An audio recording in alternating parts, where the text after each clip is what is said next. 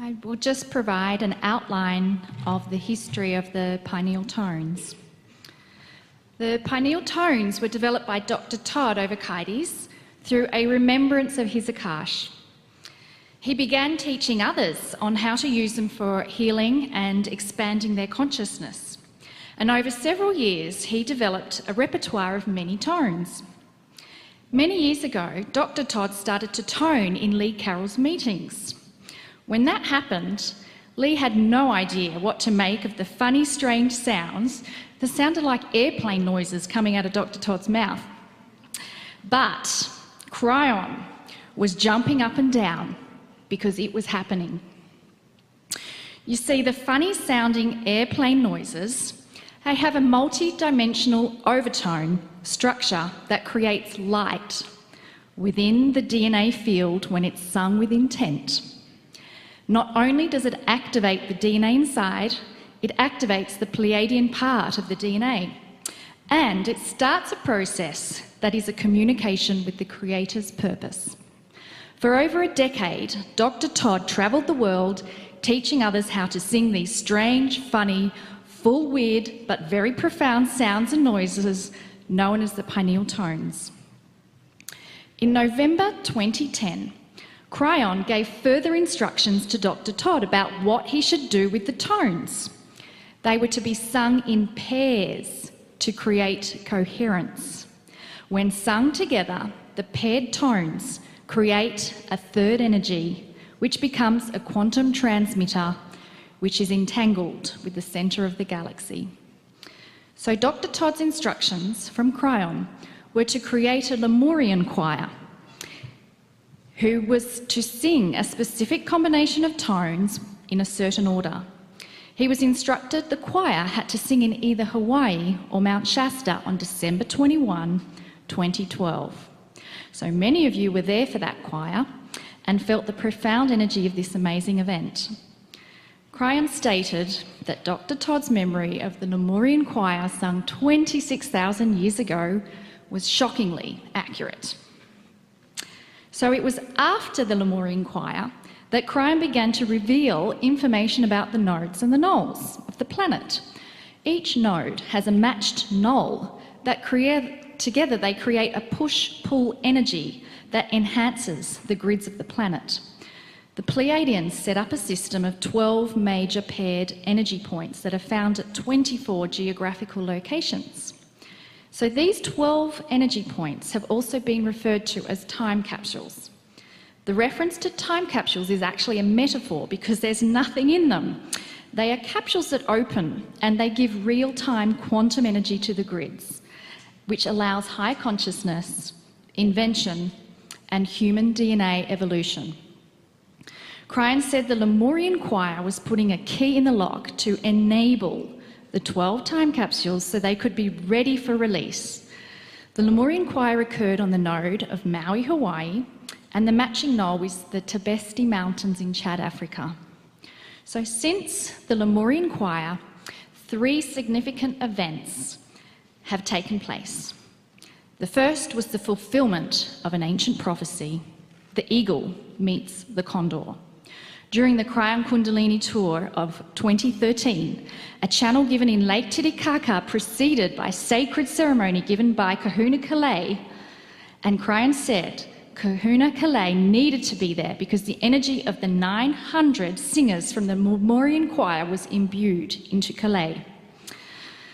Those present during this event and those who listened to the channel opened and released the time capsule held between Lake Titicaca in Bolivia and Mount Kailash in Tibet.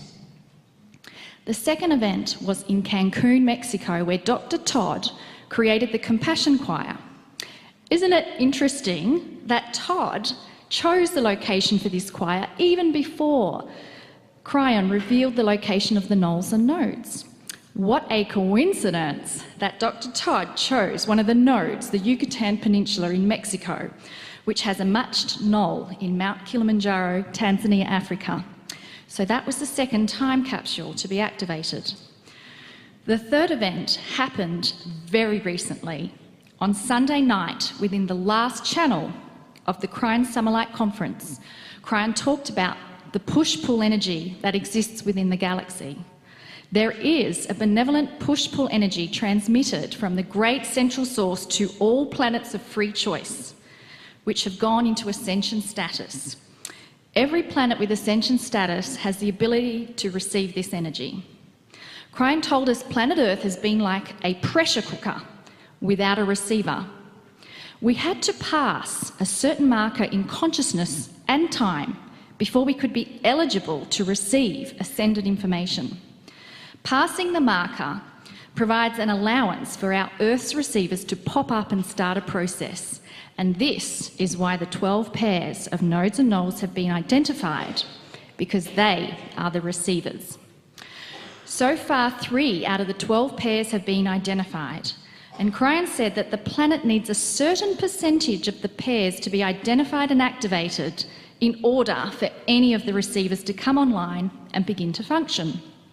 We need 4 pairs to enable the receiving process to begin.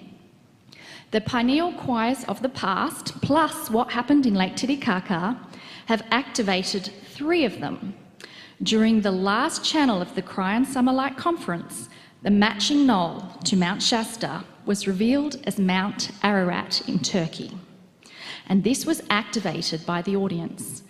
Many of you were there, and I'm sure you're still calibrating the enormity of this energetic event. During an earlier discussion with Lee Carroll about what actually happened at that channel given on Sunday, Kryon popped into our conversation to tell us that the activation done by the audience was simply turning the on switch of the receivers. And Kryon further said that in order to have them receive anything, they must be calibrated. My natural question to Kryon was, okay, so how do we calibrate them? Kryon's answer was, the calibration of the time capsules is done with the choir that you are about to sing, plus the 2 choirs that have already happened. So you have turned the key in the lock, opened the door, and now it is ready for calibration. The significance of all of this is that the 4th pair has been brought online. This enables the entire process to begin for the planet. And with the calibration of the 4th pair, all 4 will be receiving appropriate information from the great central source. More of the pairs will be revealed in the future and calibrated by choirs in the future and other specific events on our planet. So we have graduated. We are on our way to becoming an ascended planet. It may take generations to really see this process evolving, but we now have the ability to fast track to a higher consciousness on Earth, because that is our desire and that is our intent. Welcome to the Celebration Choir. It's time to celebrate.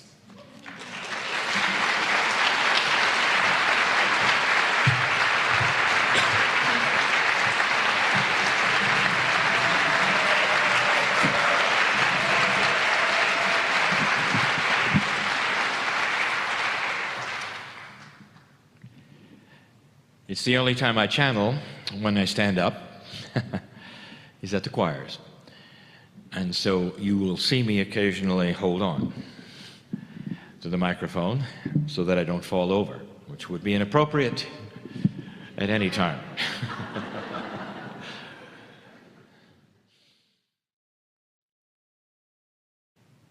Greetings, dear ones. I am Kryon of Magnetic Service. And so here you are again. And the irony and the beauty is basically you have no idea what you're doing. And this is the beauty. Blessed is the human being who does not fully understand the profundity of what is happening, but is guided day by day, seemingly in a vacuum, often in the dark, to follow directions that are sacred, that will then create a path for others to follow. You are the forerunners of the future. And without you following these guidelines and this, the choir, without coming into the full fold of what some of you feel is oddness and strangeness, without that, you would not have what we would call the full calibration of what is to come. Each year, the information may clear for you. Each year, we will then reveal some of the things that were unrevealable in the past. Let us look at a chronology. Let us clear some issues before you begin to even sing a note in this celebration ceremony. At the balance of the precession of the equinoxes, 900 of you gathered, and some here today were among them. And this was before any nodes and nulls were identified. This was before any of the information about time capsules was presented, and there you were, truly without full knowledge of why. But you felt the profundity of a message to be sent to who knows where, by 900 of you that gathered to sing notes in the air through your voices that carried that which was a multidimensional force, a force, not an energy. An energy exists, a force travels. And the force that you presented singing these human consciousness tones with intent came together to create a third force that sent a message. A forced message, that is to say, there were no receivers, there were no transmitters. This planet was isolated. It was a pressure cooker. It hadn't even opened yet. And you opened it. This was the beginning. We told you you had turned a key and a lock. And now we explain a little more. The transmission that you gave at that moment was to say to the central source and all the ascended planets in the galaxy, we have arrived. We are at the junction of a shift in consciousness. We made it. We did not destroy ourselves, and we're ready for more. Intuitively, seeming like at the last moment, Yah-E decided to reverse the polarity of the tones for a reception instead of a transmission. It's a good thing he did, for then you got the message received. And you felt it, didn't you? You felt it. As simple as this seems, it sets the stage for everything to come. At that moment, without even knowing it, there were at least 1 to 2 sets of receivers we now call the time capsules that were starting to feel the activation to come. And there was what I will call a default activation and calibration of the first set.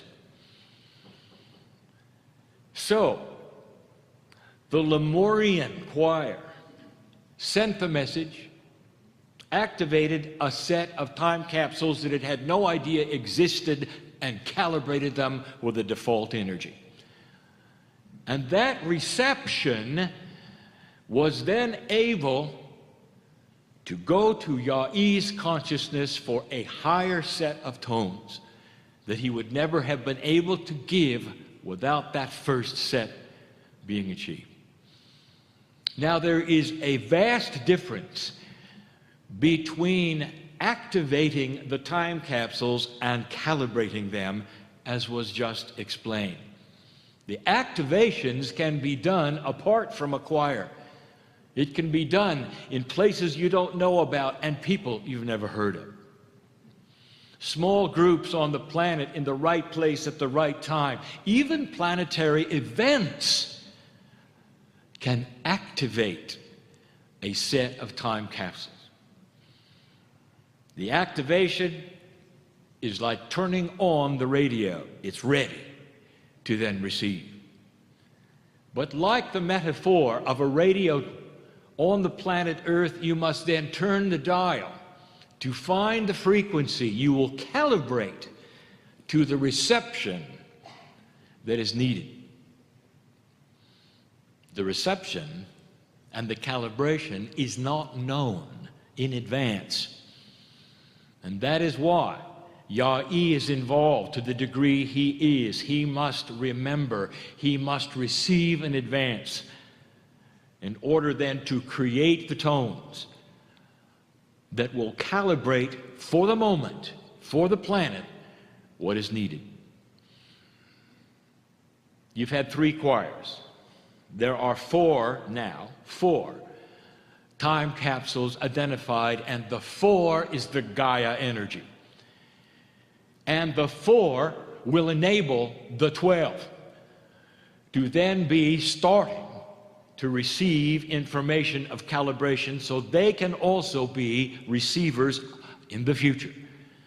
4 had to be calibrated in order for this planet to begin receiving anything.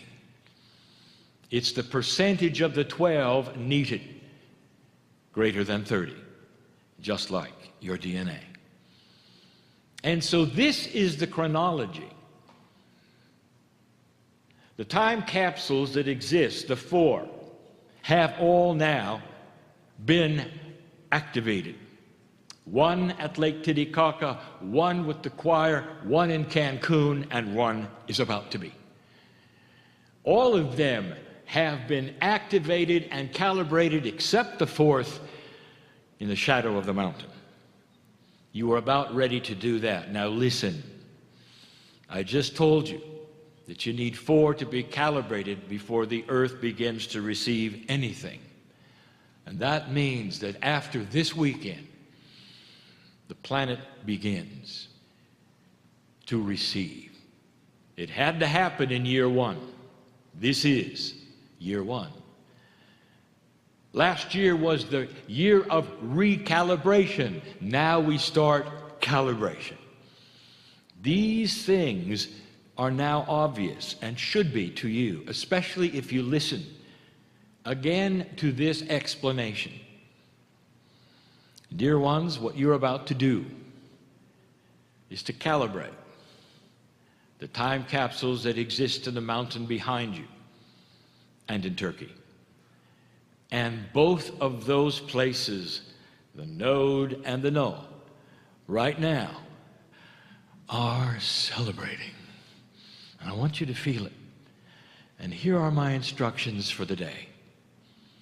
Do not be consumed with the minutia. Are you doing it right? Are you doing it wrong? I will tell you that there is a Pleiadian in every chair. And they're not listening if you're doing it right. They are just so happy you're doing it at all. Do you feel the profundity of the moment? There's sacredness here. There's appropriateness here. There is joy in this place. Celebration is at hand. Let it proceed. And so it is.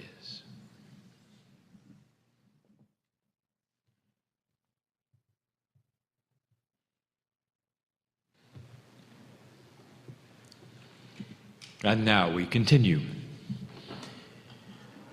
And the continuation is with education.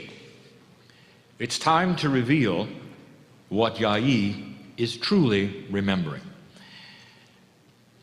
The Pleiadians play a great role in what you're doing now.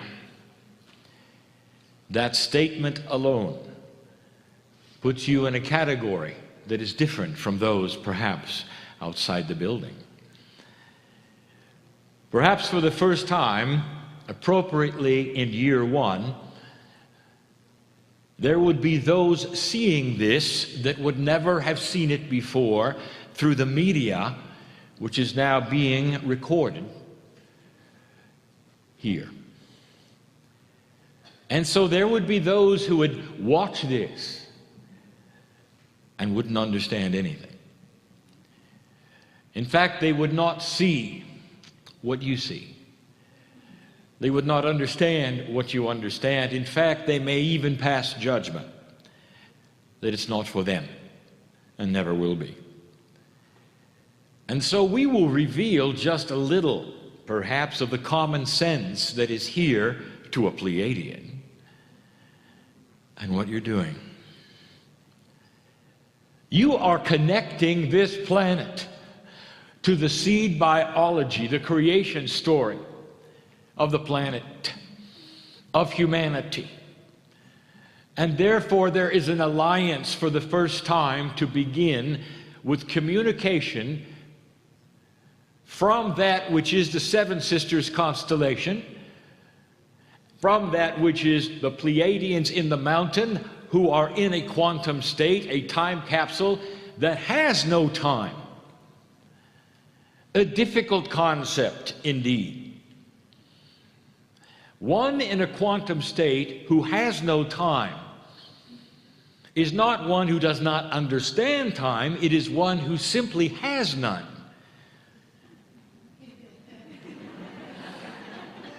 What it means is that they can land anytime they want to, their consciousness in your clock.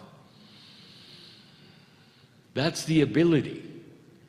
In a quantum state, it is not ruled by a linear time frame, but it is easily manipulated to a linear place if it wants to be. It can be anywhere, at any time. The Pleiadians, you may think, have waited a long time for this. To them, not really. The celebration with Adama and the others in the mountain is beginning and has started days ago. But they really haven't waited that long in the consciousness of a quantum state. Let me tell you something about the physiology of a Pleiadian.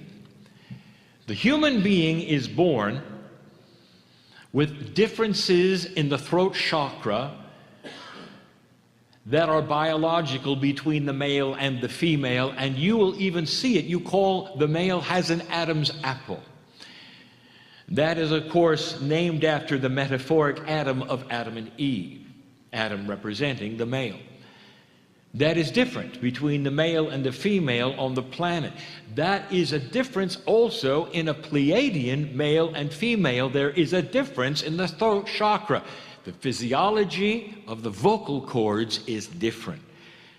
Men and women on the planet, yes, it is the same, except the woman's vocal cords are shorter, higher, men's longer, and therefore deeper in voice. The Pleiadians have a different kind of scenario. The female has a muscle in the vocal cord, much like on a guitar string, a human would put their finger on the string to make it higher or lower. The female can do this with a muscle. The female has the attribute of creating sounds that are higher than a human can hear. Now you're starting to have a little indication of why you're making some of the sounds you are. Now I have a revelation. Some of the sounds are the Pleiadian language. Now, let's just give you an example. In Pleiadian, hiawaha is one phrase. Here's another. Hiawaha. One means good morning, and the other one means you don't look so good.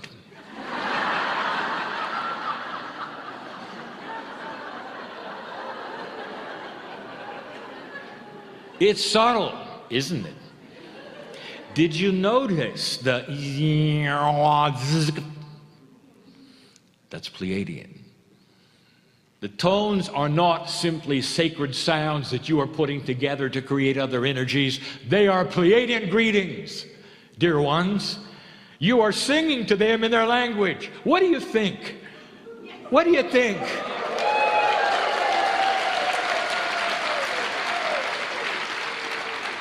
Is it any wonder that they're excited? Not only have you awakened, but you have a Lemurian priest. A Lemurian priest who had a Pleiadian mother who was remembering the tones and the language of his planet that his mother taught him when he was small. That is what you're doing. This is the awakening that the mountain is sensing. It is no wonder they're excited. There's more.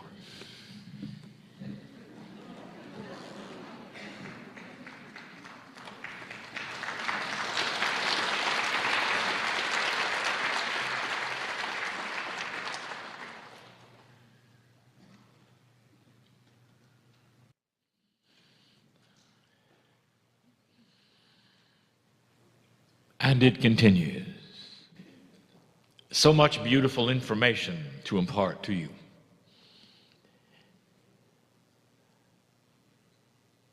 This is year one.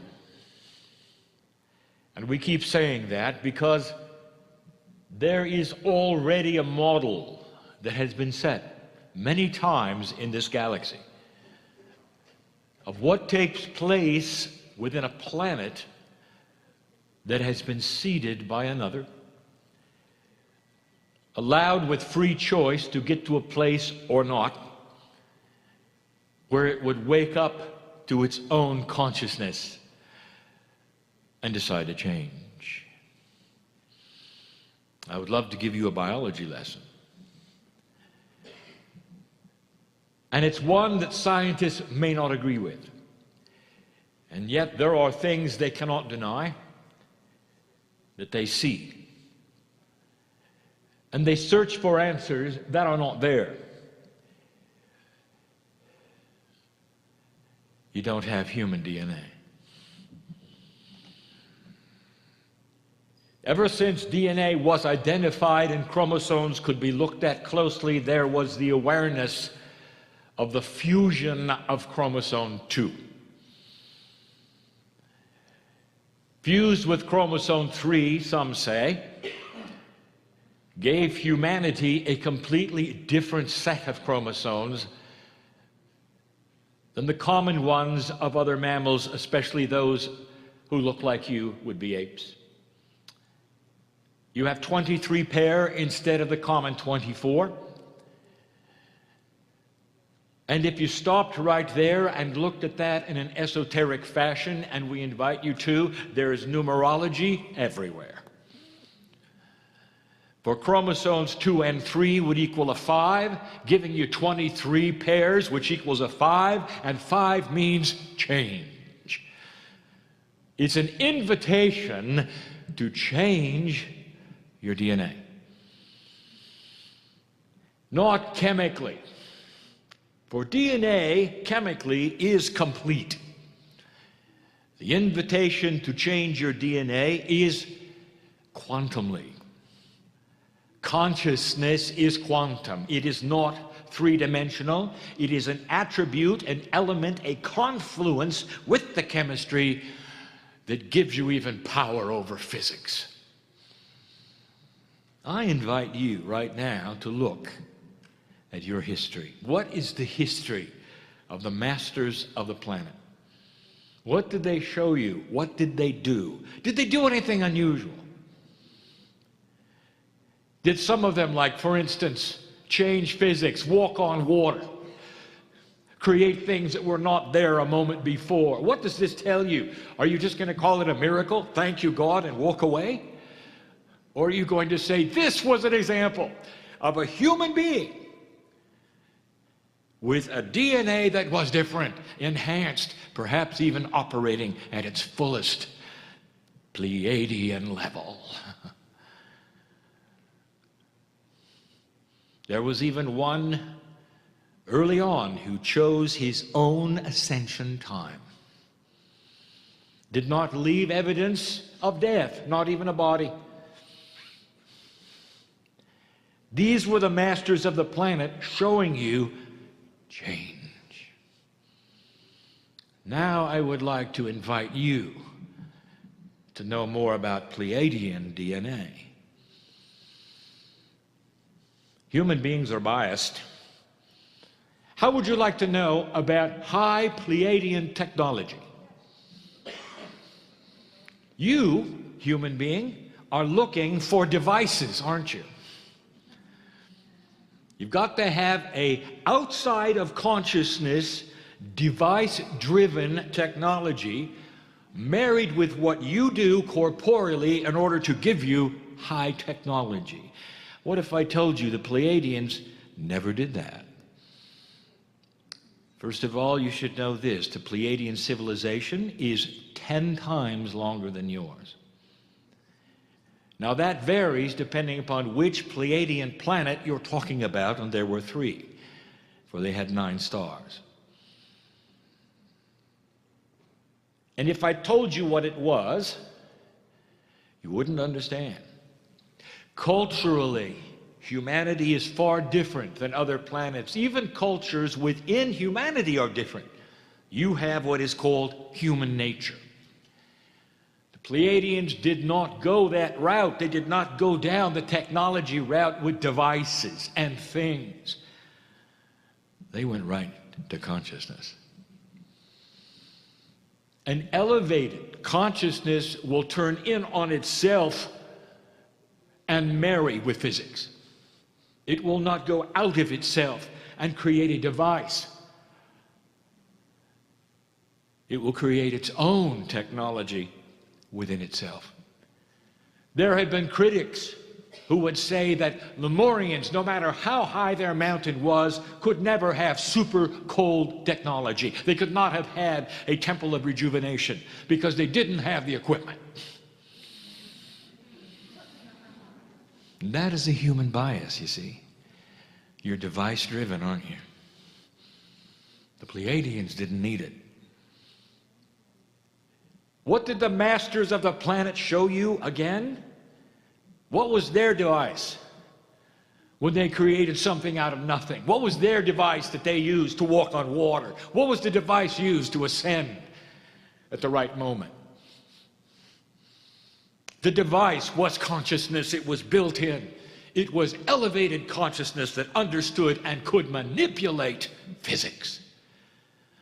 The Pleiadians, I've said this before, if you see ships in the mountain, they're illusions created for you because that's what you want to see.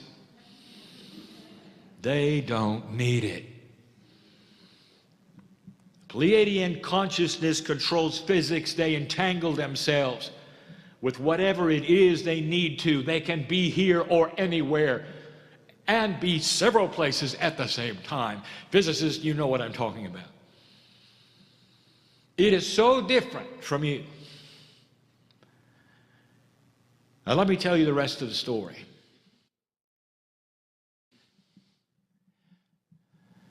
A Pleiadian mother sings a lullaby to her child. Not just a song, not something simply passed down and beautiful. The lullaby she sings to her song, the song that she sings to her child, is a healing song. Right from birth, the Pleiadian mother is healing her child, imbuing into the child the same kind of biological protection from a very high technology of consciousness that you can't understand without devices at all. Now, what did I tell you the last time I stood here? You are singing the lullaby. You are singing their language. Do you think there is a possibility that it affects your DNA? And whose DNA is it that you have exactly? Do you see what I'm saying? The Pleiadian DNA within you is awakening at the same time the mountain is. This is a healing meeting, and I want you to take advantage of it. Your belief enhances every corporeal structure you have. It sees what you believe. It starts to elevate itself because you own the belief. It starts to build bridges in its own consciousness, its own cellular structure that will keep disease away and healing that which is there.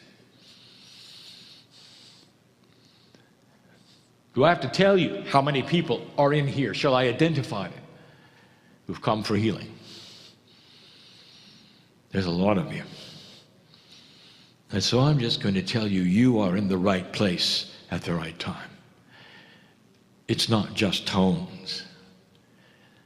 Think for a moment of your ancestors, the ancients. Think even perhaps of your seed biology, singing you the lullaby to heal your body, to live longer.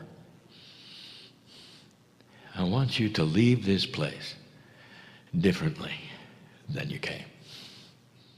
And for today, I say, so it is.